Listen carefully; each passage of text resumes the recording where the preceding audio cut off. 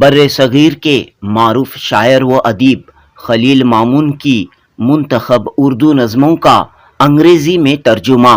خلیل مامون کی نظموں پر مشتمل انگریزی کتاب وشپرز آف سرسوتی کا رسم اجراء 27 فروری 2023 بروز پیر بنگلورو کے نینا ہال میں معروف انگریزی صحافی ایس ٹی رام کرشنا کے ہاتھوں وشپرز آف سرسوتی کتاب کا اجراء عمل میں آیا۔ ممتاز ہندی شاعر و سابق director general of police doctor Ajay Kumar Singh کی صدارت میں یہ یادگار تقریب منعقد ہوئی۔ وشپرز آف سرسوتی یعنی سرسوتی کی سرگوشیاں خلیل مامون کی اس نظم کا عنوان ہے جس میں سرسوتی ندی کی کھوج بازیافت کے لیے جاری کوششوں کا تذکرہ ہے۔ ملک کی معروف ادبی شخصیت ایچ ایس شیو پرکاش اور مشہور مترجم ماہر منصور نے خلیل مامون کی منتخب اردو نظموں کا انگریزی میں ترجمہ کیا ہے۔ ایچ ایس شیو پرکاش نے کہا کہ خلیل مامون ہند پاک کے عظیم شاعر ہیں۔ ان کی نظموں کا انگریزی زبان میں ترجمہ کرنا ایک کٹھن مشکل مرحلہ تھا جسے انہوں نے 3 ماہ کی محنت کے بعد عبور کیا۔ اس تقریب میں نوجوان فلم اسکالر بی اے سموتا نے وشپرز آف سرسوتی کتاب پر اپنا تبصرہ پیش کیا۔ ایس ٹی رام کرشنا اور ڈاکٹر اجے کمار سنگھ نے اپنے خیالات کا اظہار کیا۔ معروف ادیب ملنسار اتھر نے اس تقریب کی نظامت کی۔ پیش ہے جنوبی نیوز کی رپورٹ۔ کتاب کی اہمیت یہ ہے کہ کچھ سال پہلے میں نے اسی عنوان سے اردو میں ایک نظم لکھی تھی، جبکہ کچھ لوگ سرسوتی ندی کی، جو کہ جس کو کہا جاتا ہے کہ وہ دکھائی نہیں دیتی، وہ زمین میں چلی گئی ہے، بہت پرانی ندی ہے، جب بات کرتے ہیں تو گنگا جمنا سرسوتی کرتے ہیں۔ سرسوتی جو ایک کوئی بھی ندی کا نام بھی ہے، سرسوتی ایک دیوی کا نام بھی ہے، سرسوتی علم کا نام بھی ہے، تو اس کی تلاش کر رہے تھے، تو اس پر میں نے ایک نظم لکھی تھی۔ تو جب وہ نظم لکھی میں نے تو اس کا جو ہے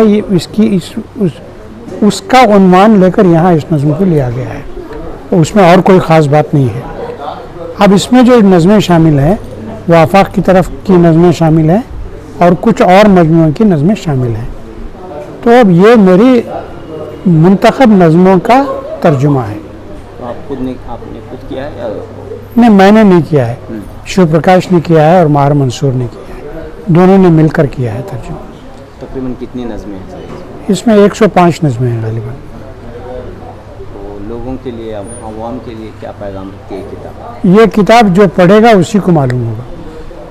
اس کے اندر جو ہمارے موجودہ عہد کا کرب ہے، جو موجودہ عہد کا مطلب صرف عہد کا نہیں، پوری کل ملا کر کل کائناتی جو کرب ہے، ان چیزوں کو یہ ظاہر کرتی ہے۔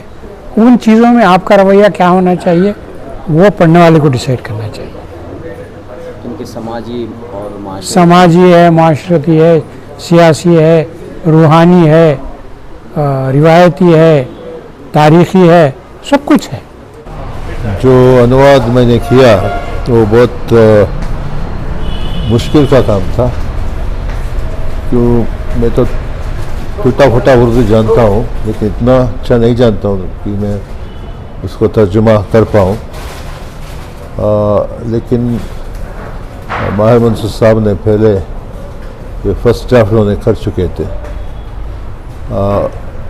اس کی انگریزی میں کچھ یہ فائن ٹیون کرنے کی ضرورت تھی، اس لیے میں نے شروع کیا۔ اور خلیل صاحب کا کہ ان کی پوئٹری تو بہت کمپلیکس ہے، ایک ہی پنکتی میں الگ الگ میننگس رہتے ہیں۔ جب بھی مجھے شک آیا اس کا کیا ہوتا ہے اندرونی میننگ، خلیل صاحب سے بات کر کے وہ پنکتیاں پڑھوا کے سن کے اندازہ لگا اس کا ساؤنڈ کیسا ہوتا ہے. بہت مشکل سے میں کام کیا, کم سے کم 3 مہینہ اس کام میں لگا ہوا تھا, لیکن لوگ کہہ رہے اس کا نتیجہ اچھا ہو گیا ہے. میں بہت خوش ہوں کیونکہ خلیل صاحب جو ہندوستان کے اور پاکستان کے ایک مہتوپورن اردو کوی ہے. اس کی کویتا اردو میں تو لوگ جانتے ہیں, باقی بھاشاؤں میں بھی اس کی کویتا کا ایک ترجمہ ہونا چاہیے. یہ پہلا قدم میں نے کیا ہے. جناب خلیل مامون صاحب بر صغیر کے ایک بہت ہی اہم اور نمائندہ شاعر ہیں. بالخصوص جدید نظم کے ایک اہم اور نمائندہ شاعر ہیں. ان کی 8 شعری کتابیں اب تک شائع ہوئی ہیں اور ان کی ایک شعری کتاب آفاق کی طرف کے لیے سینٹرل ساہتیہ اکیڈمی ایوارڈ بھی دیا گیا ہے. کل ان کی 8 شعری کتابیں شائع ہوئی ہیں. وہ غزلیں بھی کہتے ہیں, نظمیں بھی کہتے ہیں. غزلوں کے 2 مجموعے ان کے شائع ہوئے ہیں, لیکن اردو ادب میں ان کی شناخت, ان کی پہچان ایک نظم گو شاعر کی حیثیت سے ہے. وہ بلا شبہ ایک اچھے نظم گو شاعر ہیں. آج کی شام یہ جو جلسہ منعقد ہوا ہے, جناب خلیل مامون کی منتخب اردو نظموں کا انگریزی میں ترجمہ ہوا ہے. یہ تراجم 2 شاعروں نے کیے ہیں. ایک کنڑ کے شاعر جو بہت ہی مشہور نامور کنڑ کے شاعر ہیں جناب ایچ ایس شیو پرکاش, اور اردو کے شاعر اور مترجم جناب ماہر منصور. ان 2 شاعروں نے مل کر جناب خلیل مامون کی منتخب اردو نظموں کا انگریزی میں ترجمہ کیا ہے, جو کتابی صورت میں شائع ہوا ہے, جس کا نام ہے وشپرز آف سرسوتی. آج اس کا اجراء عمل میں آیا. جناب یس آر رام کرشنا جو ایک بہت ہی نامور صحافی اور مترجم ہیں, انہوں نے اس کتاب کا اجراء کیا اور اپنے خیالات کا اظہار کیا. اس کے علاوہ ایک بہت ہی ابھرتے ہوئے جوان سال فلم میکر, فلم ساز اور فلم اسکالر جناب بی اے سمورتا نے اس کتاب کا بہت ہی تفصیل سے جائزہ لیا. خلیل مامون کی شاعری کی جو اہم خصوصیات ہیں, ان کی امتیازات ہیں, اس پر روشنی ڈالی. اس کے علاوہ خود خلیل مامون بھی اپنی شاعری کے بارے میں اظہار خیال کیا. بلا شبہ اس ترجمے کی سخت ضرورت تھی, اور آپ کو یہ بتاتے ہوئے مجھے بڑی خوشی ہو رہی ہے کہ جلد ہی ان کی نظموں کا ہندی میں بھی ترجمہ ہونے والا ہے, اور وہ بھی انشاءاللہ کتابی صورت میں شائع ہوگا.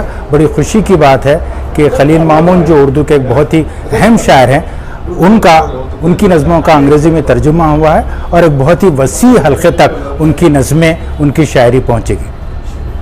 Good evening and namaskara. It's an honor and a privilege to be here today in the midst of all the literary titans. It is Shiv Prakash sir who actually gave the book to me and asked me to come and speak here today. The poet Khaleel Mamoon sir and Ajay Kumar Singh sir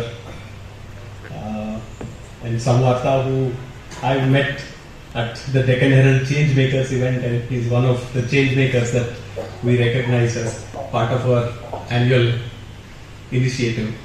And my very good friend from my Jayanagar days, which is where my friend Malhar and his brother both have been living in Jayanagar for a long time. I think he lives elsewhere now. So thank you. It's an honor and a privilege, as I said. There are people here who read the book closely and who will be speaking about it.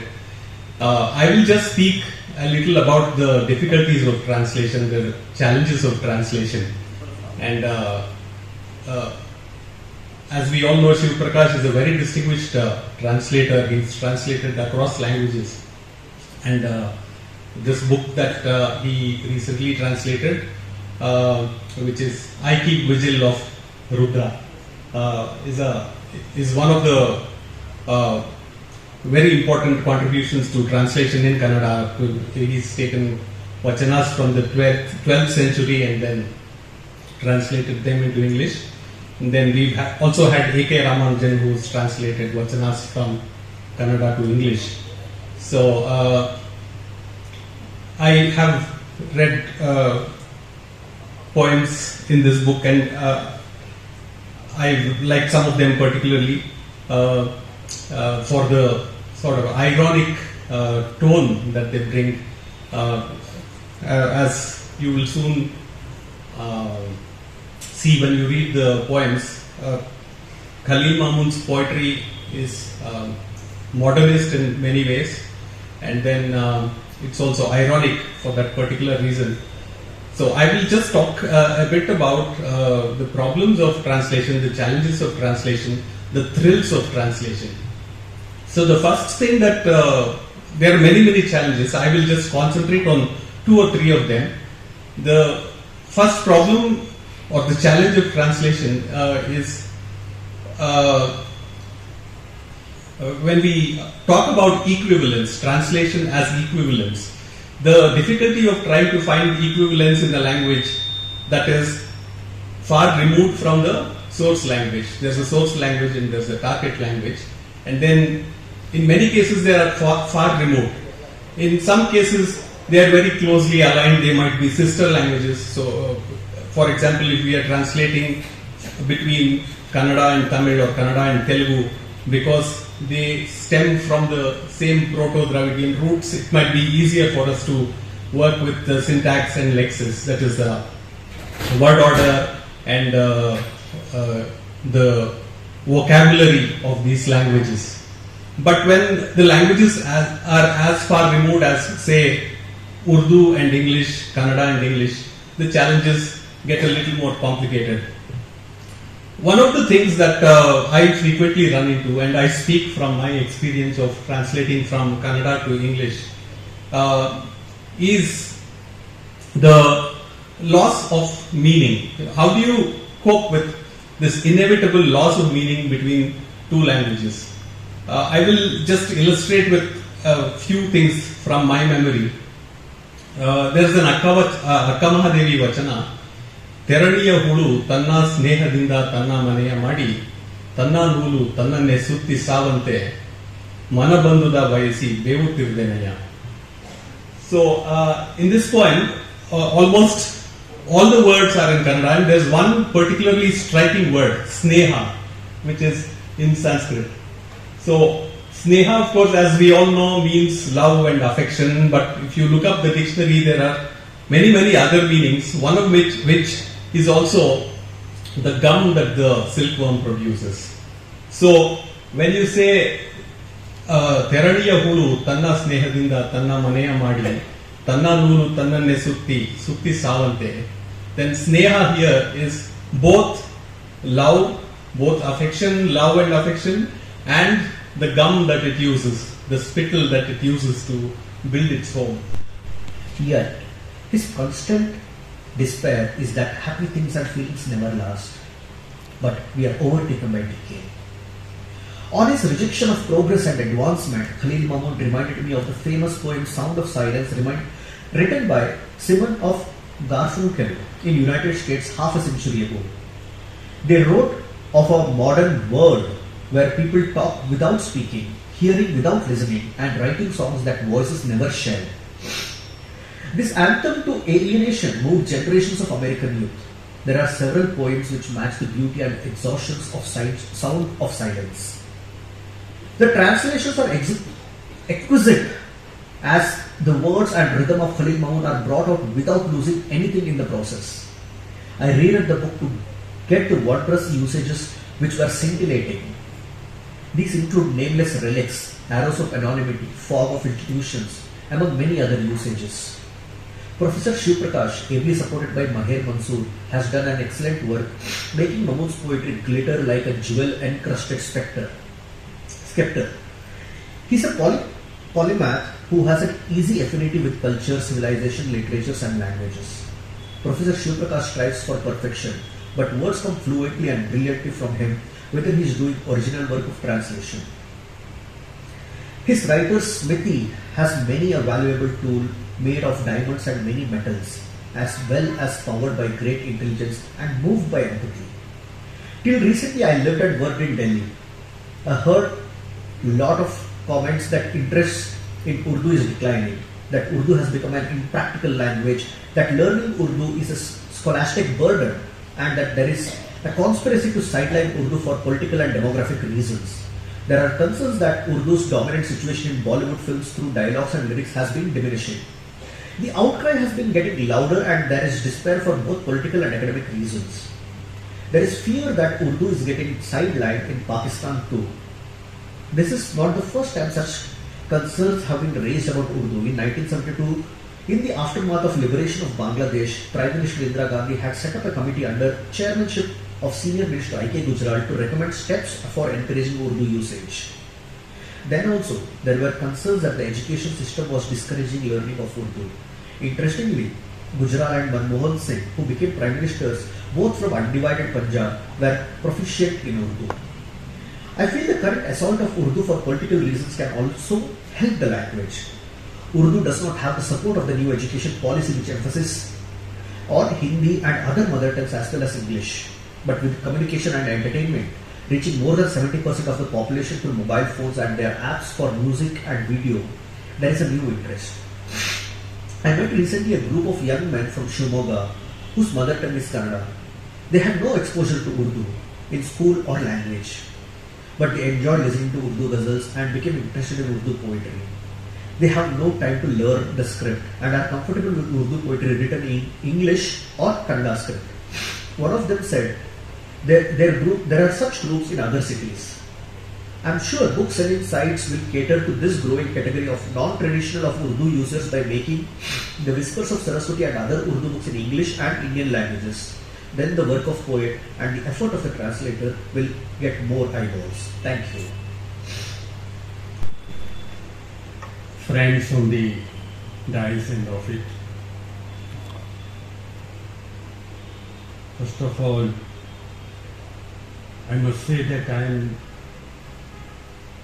extremely happy that this translation of Khaleel Mamoon. So of course I have always known him as Khalil Rahman, but his literary name is Khaleel Mamoon. That his poems have come out in English.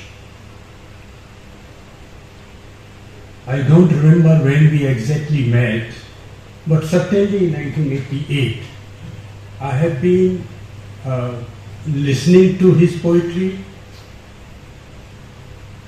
and I have been an admirer of his poetry at least since 1988. And I am happy that the other poet, whom I admire very greatly, is H.S. Shiprakas, who is also present on the dais, and he is involved in the translation of the other poet whom I admire. So it's a very, very happy coincidence for me. I won't really speak much about Khaleel's poetry because enough has been said, number one. Number two, you must read and understand your own poetry, own meanings.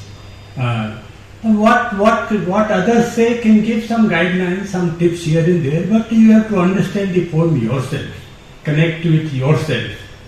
And therefore I think I won't take much on that. But a few anecdotes maybe in order. I remember that perhaps it was 1988 or 89. There was a All India Police duty meet in Srinagar. I was appointed its manager or something like that. And I was authorized to take 2 officers of SP rank as team manager and some designation, 2 more could come. I was DAG headquarters at that time. Mr. Nizamuddin was DGP. I requested him, sir मुझे आप खलील रहमान दे दीजिए, मैं उनको लेके जाता हूँ. बोले दूसरा, I said second is Sharat Saxena. He laughed at me, Mr. Nizamuddin. He said, why do you want these 2 officers? I told him frankly, sir, whatever police duty meet our teams are likely do, by our going or not going, is not going to make much difference. But we are three of us are good friends, we'll talk of some poetry and something that's go to Srinagar. He was kind enough to permit us. He was kind enough to permit us, and I remember those 2-3 days. We used to leave in the morning after breakfast and roam around the कहते हैं ना खूबसूरत कश्मीर की वादियाँ and talk about some poetry, listen to his poems in this sense. So what I want to say, I have been a great admirer of Khalil's poetry for decades. In the last 2-3 years, I had the occasion of really looking into the Hindi translation. Somebody has transcribed into Hindi, and we are trying to bring it out. And therefore, I had some understanding of his poetry. But then it's my personal understanding. You may agree with it or not. But I must say that I was greatly surprised when Shiv Prakash ends his introduction, and if nothing else, I think this must inspire people to buy this book and read Khalil's poetry. Shiv Prakash ends his introduction by saying, to say the least, this has been one of the greatest learning experiences of my life as a poet and translator. That says a lot about Khalil's poetry. I have also found it, you see, sometimes you read a poem of Khalil and then it has effect for days. You are in that kind of mood. Poetry generally affects me a lot, but I found Rumi's poetry and Khalil's poetry affects me a lot. So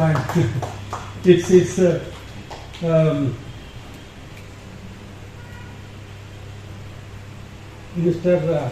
Samvata talked about search. I don't know, some such word he used, searching. I also found that this is one small thing about his poetry. I would like to say that yes, there is a tremendous poet is searching in this debris of what we call dunya. Tarah ki cheezein hain. There is, as I said somewhere else, there are spiritual dimensions in Khalil's poetry, but there is the daily worldly sufferings are also there. Both things are there. And poetry throughout history has been used for various purposes. And even in the classical poetics, there are many prayogens of kavya, uses of kavya, the poetry and other forms of literature.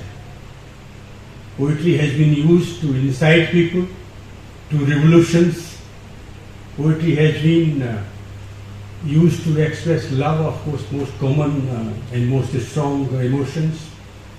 Poetry has been used to misguide people. Poetry has been used to incite hatred. I think presently that is quite a common use of poetry. But I am not talking about that poetry. I am talking about the poetry which flows from the deepest recesses of the human heart or human psyche or the human being itself, and which has fragrance of purity, which can lead you to a better understanding of yourself, the world and the beyond. Khalil's poetry is that type of poetry, friends.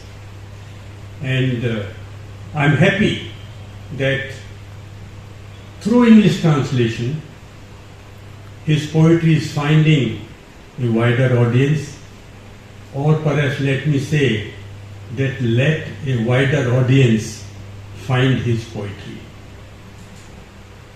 Mr. Mahir Mansoor and Shiv Prakash have done tremendous work. Actually, when I came to know this translation is being done, I was wondering, I was looking forward to see to it, because I thought it's very difficult, impossible to translate his poetry effectively. But they have done a remarkable work, the two of them. Mahir Mansoor is not present, but tremendous work they have done, and I am happy that it will perhaps find a new audience and more people will be benefited by it, because the world is, sometimes one thinks that the world is hurtling down to a situation, a very dire situation, very serious situation. And I am one of those who think that poetry can save world and humankind from that disaster. Amen. Thank you very much. Sri Ramakrishna spoke about the problems of translation in the light of his own experience of translation, and a brilliant response which Sachar Murthy ji sent to us. It's unfortunate he couldn't make it. He wanted to come, but personally he couldn't be here. That was a brilliant piece of literary criticism. These days, I feel most often that literary criticism is dying. One of my young students he put a question to this OTP chat, and then he took out a small essay on an eminent Kannada critic whose name I wouldn't like to mention on such a beautiful evening. And he showed me, how is this piece? I said, this must have been written by a certain Kannada critic. I named the critic also, but I don't want to name here. So then the question someone asked, what's the difference between the human and the machine? And a lot of human beings are as good as machines, are as bad as machines. But if OPK chat can write poetry, I have not seen those poems, I'd like to see them. I am not sure whether the OTP chat will write poems like Khaleel Mamoon does, or any great poet does. I don't know whether OTP chat can write a great Japanese haiku by Basho or Isa, or a poem by Rumi, or a poem by Akamadevi, Kalidasa. No. If that time comes when OTP chat is able to do as well as our great poets, then again it's not the end of humanness. It may be the sign that everything is what William Blake called human divine. So that is not it happening.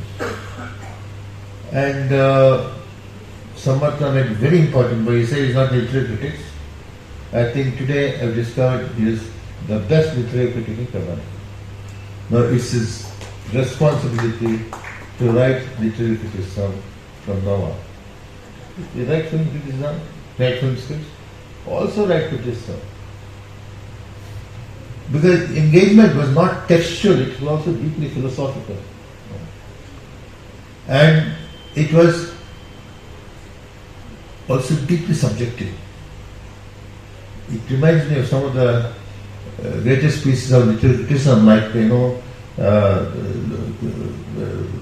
the essays, critical essays by Walter Benjamin in Germany, or Lukács, now forgotten, Marxist critic, or Frank Kermode in English, so on.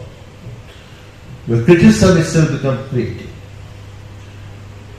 Now, about the problems of translations, Ramakrishna has spoken.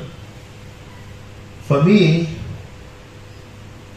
every translation is a new beginning. There are no set rules. You have to discover new ways of translating. I'll just give you one example. There is a famous Japanese poem by Basho. 3-liner.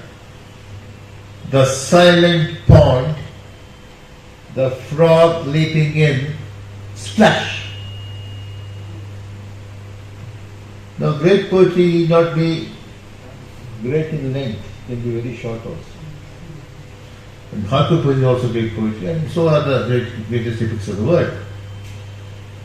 Now, somebody has written in a essay 32 ways of translating Japanese haiku, quoting this. And I also tried it for many, many years. And I tried to keep the same syllable count and so on. It didn't work. Then suddenly I abandoned the project. Then suddenly it flashed in my mind, why am I not trying to translate this into Kannada meaning? And Kannada triply came to me. Sappulillada kora tappe mele tenedu kalala la la la la la la allola kallola kala. So we are now talking in our translation theory about the translations which involve equivalence between the source text and the translated text. In fact, the translation I've done here is that kind of translation. But there are so many other kinds of translations with zero equivalence, some equivalence, and complete equivalence. So I'm not going to talk about that. So what I'm trying to say is that translation is as creative as writing. And in fact, in Indian tradition, there is no difference between translation and creation. Most of the greatest works in our literature are translations of some kind or the other of earlier works. This said, I don't want to go into Khalil's poetry. These people have gone deep into it. I don't want to waste more time going into it. I've written a detailed introduction in my book and people can read it. But I'll just give two metaphors to give you some idea of Khalil's poetry. One is a quote from the mystic Rabaya Basri. She was going around with a torch in one hand and a pitcher of water in the other. And people asked her, why are you doing this? She said, with this water, pitcher of water, I want to quench the flame of hell. And with this torch, I want to set fire to paradise. A similar line we have in Allama's poetry in Kannada. ಬಲದ ಕೈಯಲ್ಲಿ ಕೊಳ್ಳಿ ಎಡದ ಕೈಯಲ್ಲಿ ಹುಲ್ಲು ಉರಿ ಹತ್ತಿತ್ತು ಗೊಗ್ಗೇಶ್ವರ ನಿನ್ನ ಶರಣ. The torch, the right hand, the hay in the left, and the Sharana brings them to one. He burns himself. Tagore also, Virahanane Jwalare Ka Kotavalo Kotayano Virahanane Jwalare Kame Jwalo. Tagore also talks about this burning. What is distinctive about Khalil's poetry is that kind of burning. It is the burning in purgatory or inferno, purgatory, and sometimes, like in Divine Comedy by Dante, this fire, when he reaches paradise, it becomes light. So unless you burn, you can't see the light. And the Krishnamurti has said, he is modernist poet, of course, he is a very modernist poet, because a modernist poet is not a global poet, he is an international poet. Because there is a lot of difference between internationalism, which was the ideal of modernism, and today globalism, which is the ideal of the neo-capitalist economy. Be very clear about it. This is only bringing together the markets, but that was bringing together hearts of cultures, people from all over. So modern poetry was the first great cultural movement in world history. Its depth and extent were much greater than European Renaissance, because during Renaissance the impact was confined only to Europe, but in modernism it was worldwide. There was modernism in Africa, modernism in Latin America, in China, in India, all over. And he has been a very active translator, voluminous translator of modernist poetry. He used to run the Urdu journal called Adab. He's done a lot of translations, deeply into modernism, but he is not a modernist. He goes beyond modernism.